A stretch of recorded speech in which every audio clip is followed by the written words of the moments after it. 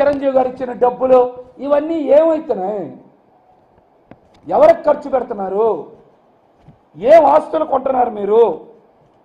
దీనికి సమాధానం చెప్పాలి.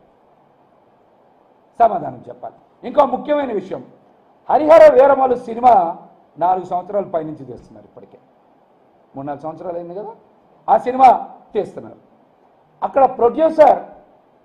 ప్రొడ్యూసర్ తీవ్రమైనటువంటి ఆర్థిక ఇబ్బందుల్లో ఉన్నారని ఏం రత్నం గారి గురించి కూడా చాలా మంది మాట్లాడుతున్నారు. ఆ విషయం ఫిల్మ్ ఇండస్ట్రీలో ఎవరిని అడిగినా చెప్తారు. కానీ ఆ సినిమాకి అసలు ప్రొడ్యూసర్ ఎవరు? ఇన్ని సంవత్సరాలు ఆ సినిమా తీయడానికి కారణం ఏంటి?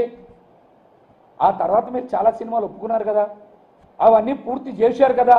కానీ హరిహర వీరమలు సినిమా మాత్రమే ఎందుకు పూర్తి చేయరు? ఆ సినిమా భారీ బడ్జెట్ సినిమా.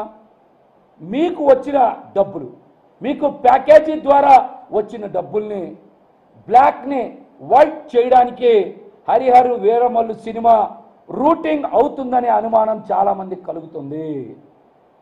మీ బ్లాక్ మనీ వైట్ మనీ చేసుకోవడానికి అక్కడే రూటింగ్ అవుతుందనే అనుమానం చాలామందికి కలుగుతుంది. అందుకే ఆ సినిమా పూర్తే అవ్వట్లా. దీనికి కూడా మీరు సమాధానం చెప్పాలి. ఇంకా చాలా ముఖ్యమైన విషయం, మీ మీద పవన్ కళ్యాణ్ గారి మీద దిల్ రాజు గారు ఇన్కమ్ ట్యాక్స్ డిపార్ట్మెంట్లో కంప్లైంట్ ఇచ్చారా, ఇవ్వలేదా? అసలు మీ మధ్య వివాదాలు ఎందుకు వచ్చినాయి? మీరు మొత్తం డబ్బులు మీరే ఇన్కమ్ ట్యాక్స్ కట్టి మొత్తం డబ్బులు వైట్లోనే ఇవ్వాలి అని మీరు దిల్ రాజు గారిని ఇబ్బంది పెడితేనే మీ మీద ఇన్కమ్ ట్యాక్స్ డిపార్ట్మెంట్లో లిఖితపూర్వమైనటువంటి ఫిర్యాదు ఇచ్చారని చెప్తున్నారు. ఇది నిజమా కాదా? అందుకనే ఒక ఆడియో ఫంక్షన్లో పవన్ కళ్యాణ్ గారు చూశారుగా, పెద్ద బొట్టు పెట్టుకొని, అది న్యూ ఇండియానో ఏదో సినిమా